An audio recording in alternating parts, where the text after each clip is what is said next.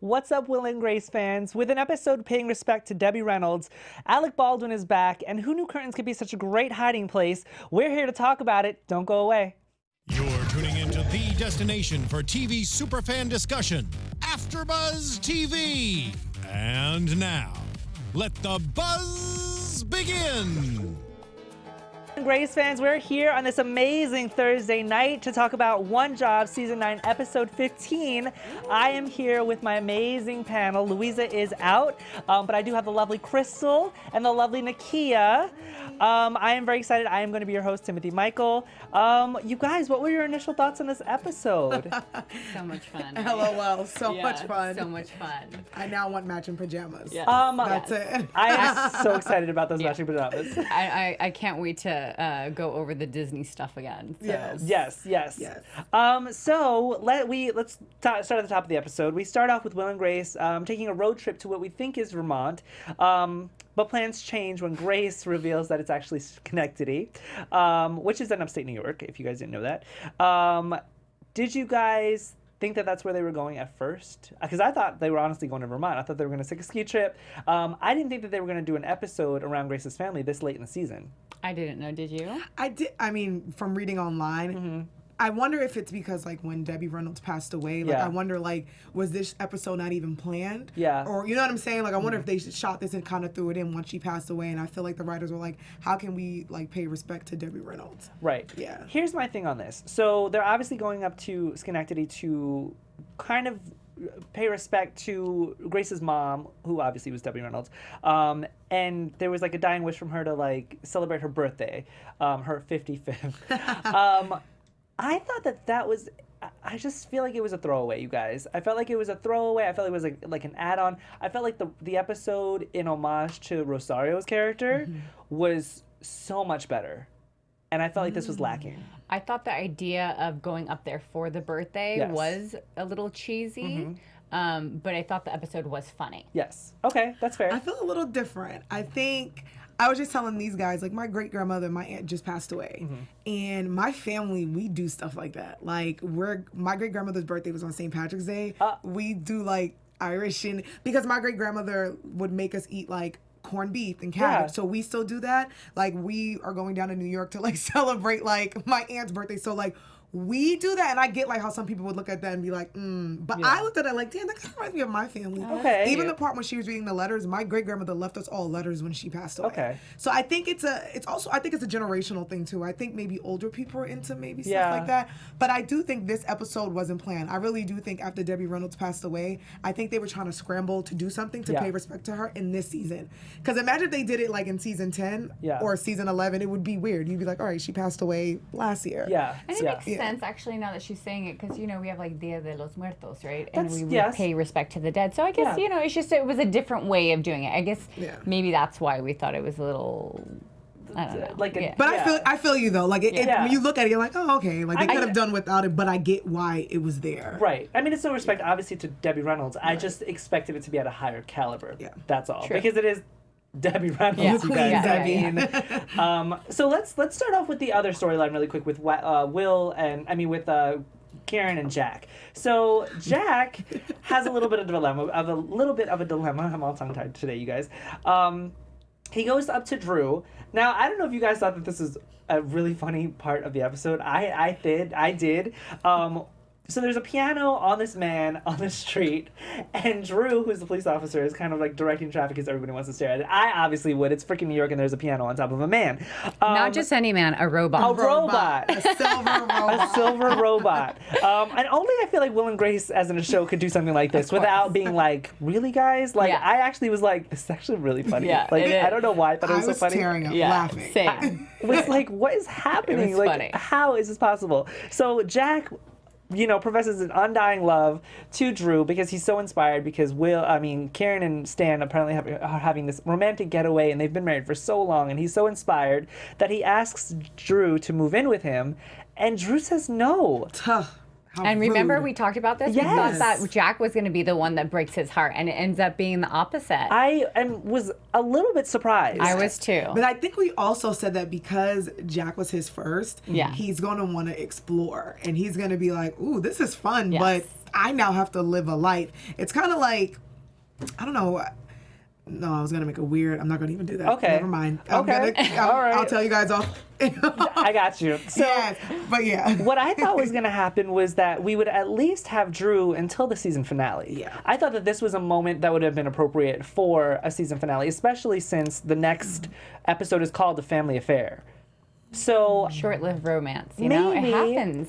I guess. Maybe Drew's going to change his mind. I don't know. But I was shocked that, I mean, half of me, I was shocked that he said no, but then the other half, I'm like, well, he just kind of like lost his virginity kind of, and he wants to explore, and he doesn't want to settle down. But you got to think about like the themes of the show and like what they've been doing for this past season. It's been kind of like that, right? Where they bring in characters and then they're out really quickly. True. Right? Yeah. So I'm not surprised by it from that point of view. Right. But I mean, I get what you're saying. You know, he should be sticking around a little bit more, being more invested, and we'll see him next season. But I guess, I mean, we don't know for sure yet. But yeah, I would have thought he would have been a little bit more excited because he was so excited in the beginning, right? And he was married, so that means that he is the type that's a romantic, right? I mean, that's another thing that you bring up because we see the recurring characters come back only for like an episode and then leave. He wasn't a recurring character. He was like a new character, like Tony, who's the assistant to Grace. Like he's been pretty much recurring. Okay, let me very random, but where's Karen's maid? True. You know what I mean? And we did want to see a lot more of her too, and we haven't. That's a good point. That's what I'm saying. Like it's kind of weird, like how they keep bringing in characters and then like pulling them out, and then it makes me wonder, like when they wrote this season, did they have any idea that they were going to get renewed for 2 seasons after? Like it makes me think that they wrote this because remember how Will and Grace came back? It was just that one episode, kind of. I think it was like around the holidays or I think around the election. The election, and it was for fun, and then they got greenlit for this season. So I wonder if like that's why they wrote it like that. Like, all right, cool. We need to get everybody in as quick as possible. Yes. And now that they have season 10 and 11 greenlit, it's kind of like, well, maybe we could take our time. I don't know. I wonder if that's... I feel you. I mean, in general, I just felt very rushed. And just in terms of the Drew storyline, you brought it up, Crystal. He left his wife for Jack. Yes. And now you're like saying that you don't want to be with Jack. Yeah. How rude. But then on the other hand, I can understand that this was your first like gay relationship. This is your first gay experience. And I understand you wanting to test the waters a little bit before you actually settle down and move in with somebody. You want to see what it's like out there. Right. I think I respect that more than him doing anything dramatic where he's like cheating on Jack or anything like that after he moved in with him. I Because think maybe he might test the waters and come on back. Maybe. And then Jack might be like, no. Maybe they'll rewrite him back in later on. True. You know, he'll grovel and he'll talk about how he made such a huge mistake and he'll propose to him or something. Yeah. Something grand. Yeah, all I'm saying is Jack is his first and you never forget your first. You That's never true. forget your first. Yeah. I want to move into Karen. Don't we all, because I wish I could. Karen Just have that visual. Right. Karen is having a bit of a romantic getaway with Stan, so she tells Jack and everybody else. But we find out that it's not Stan, it's actually Alec Baldwin's character, Malcolm. And I don't know if you guys remember Malcolm. I'm sure you do. Alec Baldwin got an Emmy nomination for his episode that he premiered in season 8, episode 1. I was looking it up. I don't remember all these facts, you guys. Don't think I do. But just to give you guys a little bit of a backstory, especially those who are viewing the episode for the first time, Alec Baldwin was the secret agent so Stan faked his death back in season 7, end of season 7, and faked his death to avoid the mob, and Alec Baldwin was the one who's the agent on top of the case. And then he comes to tell Karen, and Karen sees him and has this little fond moment with him and all this stuff. So that's where their history goes based off of that. Just for everybody to be on the same page. I like Alec Baldwin as an actor. I just don't know if I liked him in this. Once again, I just felt it was very rushed. I felt it was very added on. Right. And I felt like because he was literally nominated for an Emmy in his episode, in season 8, episode 1, for him to just be thrown into this episode, I was a little disappointed. Yeah, you kind of want to be almost courted a little bit. Yeah, right? Thank you. Bring them in, right? Right? Doesn't that make more sense? Instead of having a quick boom. and fast. You would.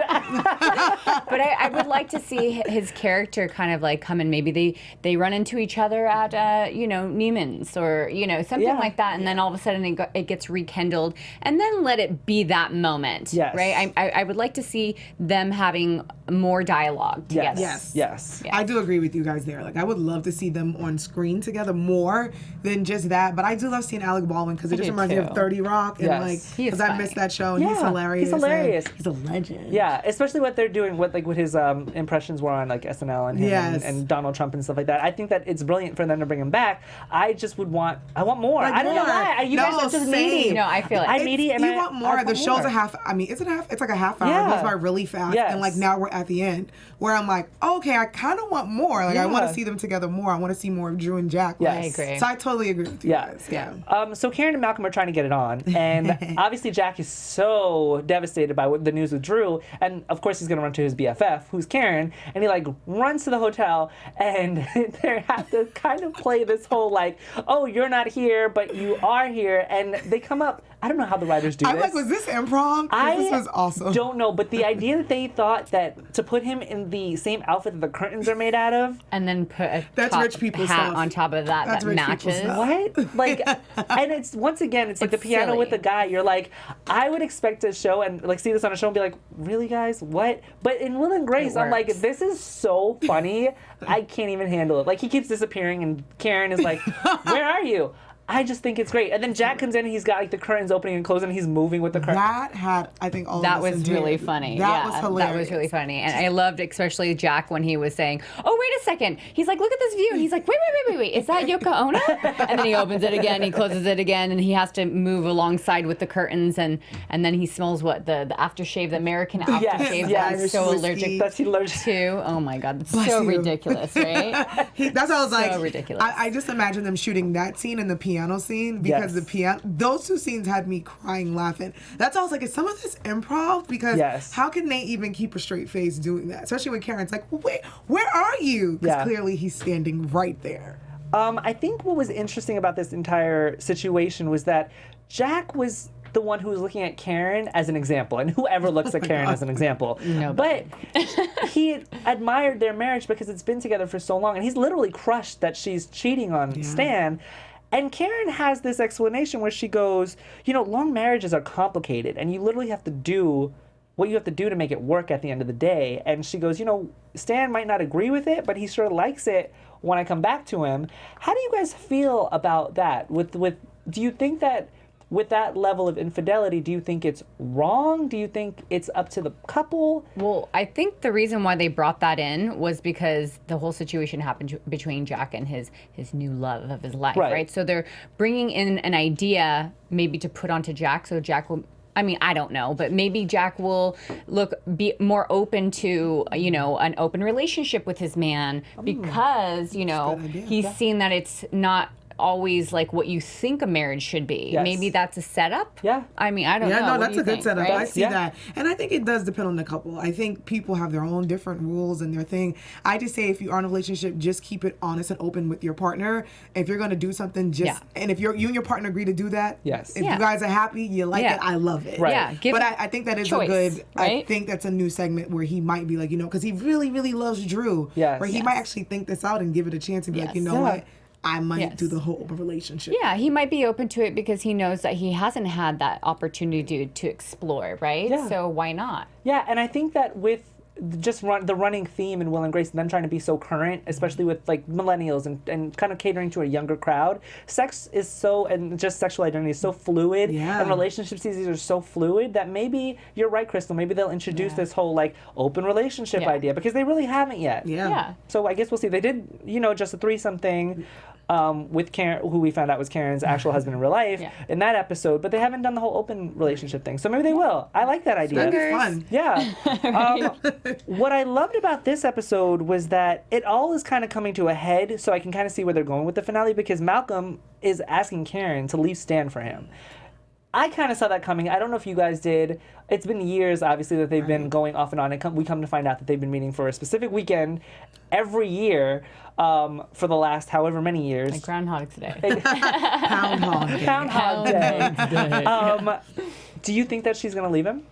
leave Stan for Malcolm? No. I don't know. If she does, that'd be really big of Karen because, Stan comes with everything, the money. Hey, look, Stan he makes it rain. It's like money versus love, quote unquote. Yes. I'm doing air quotes for those listening to us. Okay. I would be shocked, but then it would show her growth if she does, because if she leaves Stan for someone who she really loves and cares about, I'd be like, damn, Karen really is growing up. I'm going to disagree with you, Nakia. I don't think that she's with Stan just for his money. I think she genuinely loves this man. When she found out that he died, and then obviously not died, but she was devastated. Right. So I don't think she loves him, but I think he comes with security where I think she may not leave because he comes with that. Yes. I don't know. I think it's one of the things where I think she cares. Maybe she cares more about Malcolm, and if it was like Malcolm versus Stan, I think she would look at like, well, Stan has the security, Stan has the money. Yeah. Malcolm, he's cool, but. Or maybe she does love Stan, but she's not in love with him, and she likes the excitement of Malcolm, right? But I don't think she's in love with Malcolm either, because why would you only meet someone once a year? That's what I think it's just for the thrill. I agree, and if we know anything about Karen, the drugs, the alcohol, she does love a thrill. Right. She loves a thrill. I'm just saying, and she brings up Stan in this last conversation with Jack, and she's like, Stan likes it when I come back to him, so it's not like she's cutting out Stan altogether. But I guess we'll see. Yes. I want to take it back to the whole Will and Grace storyline. They finally arrived to Schenectady, to her dad's house, and what I loved about her dad, Martin, who was played by Robert Klein, was that we got the grieving widower. I always forget those two. When Will goes to sit down in the chair, he says, "No, that's Bobby's chair." From the get, I was like, "Oh, this man is in pain. Like he is hurting." Absolutely. And that's one thing that I loved about this episode, is that I got that immediately from him and from the family. Really, the sisters bickering and all that stuff. I didn't expect it to take the turn that it was going to. I didn't even remember that Grace had sisters. Did you guys? No. I was like, okay, that's interesting. Like that's new. That's it, right. The fans are probably going to be like, oh yeah, they were in this episode. I'm sure. You guys obviously let us know where the sisters came in. I honestly do not remember them. So their names are Janet and Joyce, and their dilemma is that they want the dad to sell the house because, Debbie Reynolds, his wife, is gone. And that's hard, because that's your house. That's their house. They all grew up in it. Yeah, but a parent being there by themselves after their significant other dies, I get it. Yeah, and it's the upkeep too. I get it. I get it why they would want to do that, but I also believe that it's important to allow, the father to kind of have a say-so in it. I think them going behind his back was completely wrong. Yeah.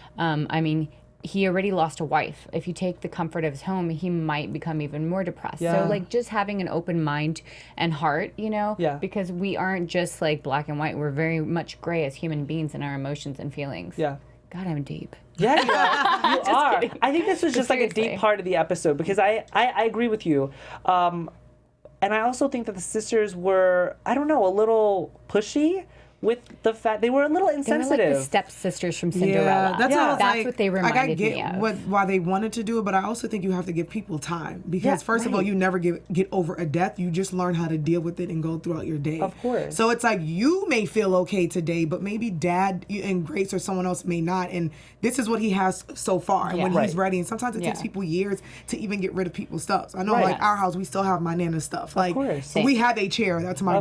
That's why this episode hit so hard. I was like, damn. This is really my family. Yeah. So I think they were a little bit insensitive, but I know people grieve differently. Yes. You know what I'm saying? Yeah. But I think you have to respect it. They were just doing it for themselves. It seems it was for themselves. Joyce was like, I have a real estate license and I need to sell my first house. I'm like, really? That's what you're going to? And not to be judgmental on what they look like and their personality and all, but we do that as human beings. We notice certain things. They didn't look like they had their shit together. Right? Yes. So it looks like to me they want a piece of the the property for themselves, and to me that's plain out selfish. They're not thinking about their dad. No, they're not. They're thinking about themselves and what they need and what they're lacking and how this is an inconvenience for them. But it's not about you. Right. It's about Dad and his healing, and if you guys feel okay, you guys go over there. Right, and at the same time, I understand that you lived in this house all your life, but it's not your house. It's not. It's not. It was never your house. It's not your house. No. It's your parents' house, and it's up to him what he wants to do with it. I think that's a rule that we could all live by. When that time 100%. Comes, listen to what they're saying. Yeah. Just for example, my grandmother's husband passed away, my grandfather, and they've been in their same house for years, and all of her kids were like, well, you should sell the house. You should sell the house. You shouldn't be here by yourself. You shouldn't be here by yourself. And I was just like, what? It's her house. Let her do whatever she wants to do with it. And it's been years now, about 3 years. And now she's coming over to the fact that, you know what, maybe I should sell the house. That's until you got to give people time. Yeah. Let them on their own say, you know what, my kids are right. I can't be here by myself. But you cannot force it on them immediately when you're ready. Yes. Unless there was a situation where they were endangered of themselves, and that would be completely different. But this man is fully with it. Okay. Yes. Yeah. He's going up and down those stairs. He's watching his games. He's quick, and he doesn't look like he's in that direction quite yet. Right. He doesn't need a life alert. He does not need a life alert. He is fine. Yes. Nakia. So everything comes to a head at this birthday dinner because the sisters decide that it should be Grace who tells their father, because she's the favorite, that he should sell the house, which I completely disagreed with. I know you guys did too. Yes. And what I loved about the birthday dinner was this letter that was read, because obviously all of our older fans who have seen Debbie Reynolds on previous episodes of Will and Grace, she was that, like, I don't want to say momager, but she was that mom that was like, I'm 20 years younger than what I really am. I'm staying in my youth. Like, I'm the cool hip mom. And I felt like this letter that they were reading was her character. It was Bobby Adler. Like, that was her character. And I was like, I was very impressed with the letter that they wrote. Yeah. It was very touching. Yeah. It was funny. It was just like her. I really enjoyed it. I loved the birthday. I loved it because she was still bossing them around from her letter. And I love because she hit every point. Like, she knew what they would be doing, who would be cracking jokes, who would be slouching, Joyce not wearing a bra. Yeah, Joyce not wearing it's like, it's her character, but it's also like a mom letter. Like, that's a real mom that's like, look, I'm not here, but you guys got to get it together. And we're going to celebrate my 55th birthday because I'm still 55. And you guys are not going to judge me. Right. I loved it. I loved it too. And I think that when it comes to the episode, and I know I was a little pessimistic about it in the beginning, I did love those moments. I felt like the letter in general encompassed who Debbie Reynolds' character was on Will and Grace. And I loved that homage to her. Because I literally felt like she was still alive. It was really weird. I love the big picture behind them of Debbie, and then like they had a small picture. I think it was like on a piano or something. Because you still see Debbie around, which I love. AKA Bobby Adler. Bobby Adler. Yes. But obviously we have to tie it back to Will and Grace, and obviously Grace wants Will to agree with her that her dad should stay in the house. And Will just had a conversation with him in the beginning, and he was saying how he's not really that happy there. And that's what Will was going into it with. And he obviously disagrees at the table, and Grace gets in a tiffy and she like storms off. Another moment that I loved is that after that, when Grace is in the kitchen with Will, and Will keeps going to all these different spots in the kitchen, and she's going down memory lane, was very just sentimental, and just it made me feel good about the episode. I really enjoyed that moment. How did you guys feel about it? Yeah, I thought it was great too. I mean, I think about those times too, that I had with my grandmother in my house and my mom's house, and you do get sentimental about certain things. Even you said so. You got sentimental, and I think it's a great reminder, right, for like viewers that like it's okay to be emotional. It's okay to have those moments. Like, even though the show is all about comedy, you know, and humor, I think it's also a show to show people like it's okay, it's okay to be vulnerable, and life does go on, and these are the lessons that we're learning.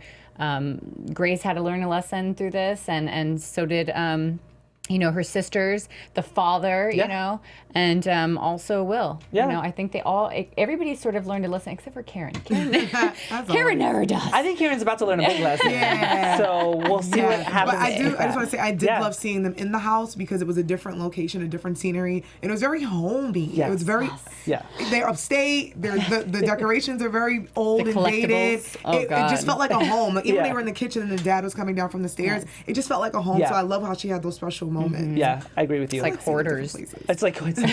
But it's like a grandma and grandpa's house. It's a Nana. Comforting. Yeah, exactly. So as Will and Grace are having this kind of, not blowout, but this conversation where obviously Will comes around and he says, are you thinking about yourself or are you thinking about your dad? And then that's when Grace is like, you're right. I hate you, but I love you. Martin overhears all of this, and it comes into another head when and now I understand where they're going with the season finale, but apparently he gets the idea that Will is inviting him to move in with them, and Martin takes it upon himself to say, yeah, I'll move in with you guys. And obviously Grace is in this weird situation because she can't say no. Yeah. Would you guys say no? That's tough. I'd be like, Dad, we can get you an apartment right in my building. We can be neighbors. I'll pay for it since I have my own design company. I would like tell my dad, like, look, I love you. We're gonna get you an apartment in my building. Yes. Yeah. Yeah. And I would make up an excuse like, you don't want to live with me and Will. We're slobs. Yeah. We're a hot mess. But I'm gonna pay for your rent. That's the offer I would put on the table. I would put like, yeah, you can come stay with me, and then we'll start to look for places. Yeah. Right. Yeah. I mean, there's a way to go around it. Yeah. Right. But you know, I don't know. I'm Hispanic, so like it's like, you know, You're used to that. We're used to this, Yeah. right? My grandmother lived with us until she passed on. I mean, that's just what you do. Yeah. So it's a little different, but definitely, you know, if he's got that house, he's got some dinero, right? Yeah. So, Yeah. you know, hey, Dad, let's put you in a, you know, maybe a senior center type of home where there's like young, cute, hot, you know, Hey. other senior citizens, mean, and you know. I think young and hot senior citizens is an oxymoron. Well, You know, there's Young or looking. well, you know, there's like some 70-year-olds and there's a 90-year-old. and there's a I'll difference say there. this randomly, but senior citizen homes, Yeah. they have the highest like sex Oh, and yes. sexually transmitted Yes, they. diseases. Oh, yes, they do. Just put it out there. Because Big what it- else are you going to do at that time of your life? I Get mean, it on. I would. I would too. I mean, we all would. Especially if you could. That is our, you know, just our review of this episode. Do you guys have any last minute thoughts on it before we get into news and gossip? I just want to say this episode was really touching. I know I say I love all the episodes, but it's true. I really do love Will and Grace and the writers. But this episode was really close to heart because it, you know, it reminded me of my Nana, and I Yeah. was like, oh, Nana. Yeah. So I love this one. I think that's why we love Will and Grace, because we Yeah. all look at it differently. And I love that, like, you know, people who are in your situation, Nakia, can look at it and say, wow, that's touching. Yeah. I appreciate that. Yeah. I thought it was very nostalgic. Yeah. So I always appreciate watching Will and Grace Yeah. because at the end, you know, I'm always just, you know, we have something to talk about, Yeah. right? It's good stuff. I agree. Warms your heart. I agree. Let's get into some news and gossip really quick. Not much toward news and gossip. I mean, Hey, you want to have some fun, learn, and grow in all areas of your life? For those who do, have we got the podcast for you? Conversations with Maria Menounos. Podcast edition is hosted by our AfterBuzz TV founder and drops every Friday on iTunes. Conversations with Maria Menounos features celebrity and influencer interviews, along with secrets and tips on how to be better in all aspects of your life, from health and wellness to career, relationships, finance, and so much more. Let our Maria be the big sister you've always wanted. Just go to iTunes and subscribe to Conversations with Maria Menounos for free. Be sure to rate and comment, and when you do, you better let her know that we sent you there. Conversations with Maria Menounos, podcast edition. Check it out. Yep. I don't know if you guys have ever listened to it, but I have. It's really good. It's a very good podcast. Dario Christian, who I do Walking Dead with on Sunday nights, is also a co-host or a guest host on there sometimes. It's a great podcast, guys. Check it out Friday nights. And like Crystal said, it's free. Everybody loves free. Yeah, it's awesome. Back to news and gossip for Will and Grace. So there's 2 more seasons. They obviously got greenlit for 2 more seasons. These seasons are going to be 16 episodes instead of the 12 that we have right now. I think. No, because what episode was this? This was episode 15. So yeah, so they are greenlit for a 16-episode arc for 2 more seasons. And I'm Nice. excited about that. I'm excited to see. Because like I said, I feel like season 9 is the season where they were just writing to be like, oh, this is a fun season. Yeah. It may never come back. But now Yeah, season throwaway 10 and season season. 11 Yes. might be more fun. And we might actually see people there longer. Yes. So I'm Yeah. excited to see what they do. Yeah. Some more story behind it. And if they don't, then I'm going to really be like, really, guys? Right. Yes. You had one job. Right. Oh, like it, love it. I agree with you, Nakia. I think that that's a very good idea. And I didn't think about them feeling rushed this season because they obviously probably didn't think that they were going to get a 16-episode arc based off of that one little political kind of skit that they did, the 13-minute skit. And then when they saw the reaction to it and then they got greenlit, I'm sure this was very rushed. So we can't give them too much heat on it. But they We'll wait until after next season. Next season, we give them yes, heat. next season we can give them a lot of heat. But I do hope that they take their time and slow down with the recurrence of characters and build more of a storyline. Agreed. Like they used to. Yes. Let's get into predictions because we have 1 episode left before the season finale. So I want to hear some of your predictions. And now, your AfterBuzz TV predictions. Do you guys who wants to start it off? Does anybody have a glaring prediction that you have to say right now? If not, I have one. Ooh, you go. Go ahead. Okay, so just so you guys can get your thoughts together. So, since they are going to introduce Martin in Living with Will and Grace in the finale, and it's called A Family Affair, I think that they might consider moving. I think there's going to be a different location. Maybe in the next 2 seasons, they might move to a bigger place. Okay. And maybe Martin will be a recurring character who lives in another bedroom. Because like Crystal said, like it's a 2-bedroom apartment. Right. Like, where's he going to live? And if he wants to stay with her, where is he going to sleep? So maybe they might move to a new location, new place, new set. I mean, I wouldn't be opposed to it. It would be weird seeing them outside of the apartment, but maybe it's time to move on. Maybe time to. I mean, they did tease it in like another episode in another season where they were going to move to Brooklyn, and that apartment was really nice. Oh, that was Grace, because Grace was supposed to move to Brooklyn and Will was going to stay in his apartment. Maybe they'll move to a new place. Maybe it'll be a new set in the next 2 seasons. It actually makes sense the way the time is, especially in New York City, because everyone from Manhattan is actually moving to Brooklyn. Yeah. And Brooklyn is quote unquote the new Manhattan. Yeah. So I can totally see them moving to a Williamsburg. We'll see. I'm gonna see if that comes true, if it's Williamsburg. We'll see. What do you guys think? I think that Drew will probably move in with Jack, and I believe that Grace will end up finding a place for her dad. Cool. Yeah. I think that Alec Baldwin is gonna come back. I don't think I think the Stan, Karen, Malcolm thing is gonna be tricky. Yes. And I also think that Drew is not just gonna go away. I think that Drew is gonna probably realize something with Jack, and they're gonna either end up together, but we're gonna definitely see more of Drew and more of Malcolm. Okay. Good predictions, you guys. Guys, that was our recap of Season 9, Episode 15, One Job of Will and Grace. Thank you guys so much for tuning in. We love this show. We are very sad that there's only one episode for the season finale, which is next week. We will be covering it here, same time. Where can they find you guys? You can find me at Cristal823 on all social media. You guys can find me on all social media at Kiki Boom Boom. And I am Timothy Michael. You can find me everywhere at I am Timothy Mike. We will see you guys next week, same day, same time. Bye guys. Bye. From executive producers Maria Menounos, Keven Undergaro, Phil Svitek, and the entire AfterBuzz TV staff, we would like to thank you for listening to the AfterBuzz TV network. To watch or listen to other after shows and post comments or questions, be sure to visit AfterBuzzTV.com. I'm Sir Richard Wentworth, and this has been a presentation of AfterBuzz TV. Buzz you later. The views expressed herein are those of the hosts only and do not necessarily reflect the views of AfterBuzz TV or its owners or principals.